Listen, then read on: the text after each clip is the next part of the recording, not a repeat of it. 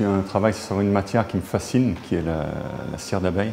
C'est un travail que j'ai fait depuis 20 ans maintenant, en parallèle avec la pierre aussi, qui est très différent et complémentaire en même temps, parce que donc, la pierre c'est soustractif, c'est difficile, c'est bruyant, c'est poussiéreux.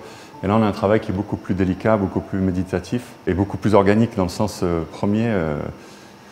Une matière qui se fond, qui est malléable et qui s'adapte à tout contenant finalement comme un liquide, qui prend sa forme et qui peut la garder pendant des millénaires. Moi j'ai vu des statuettes en Égypte en cire d'abeille qui avaient presque 4000 ans, qui étaient en parfait état.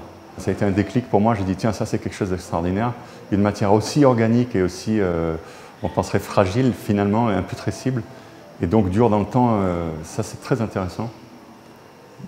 Le contraste, le paradoxe entre justement l'empreinte, le côté presque éphémère, et le fait que ça puisse être stable voilà, dans la durée. Ce sont des plumes donc, que j'ai moulées et que j'ai multipliées. Il y a 6 plumes à la base, j'en ai fait des centaines et des centaines, que j'utilise ensuite pour les superposer et créer, on va dire des assemblages, moi je les appelle des reconstitutions, parce que c'est un travail sur le phénix, donc sur l'oiseau mythique, que les Grecs ont appelé phénix, qui vient en fait d'Égypte antique. On appelait le bénou, la lumière, le rouge, donc ce sont tous des aspects qui appartiennent au mythe et que j'ai donc remis en scène ici avec ces tableaux.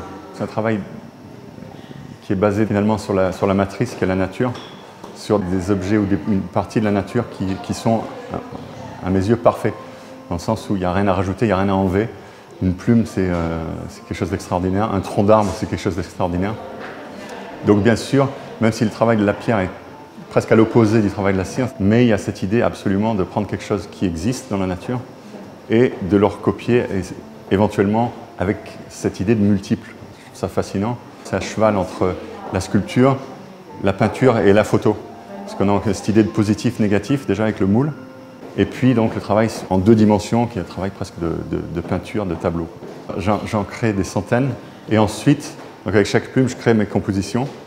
Donc je les dispose sur le support, que je vais ensuite mettre au soleil pour les coller, c'est-à-dire que je vais les fondre juste assez pour qu'elles collent, et pas trop pour pas qu'elles fondent. Donc je les retire assez rapidement. C'est pas le phénix, là c'est un peu plus Icare, mais c'est un peu ce même principe de travail sur le mythe.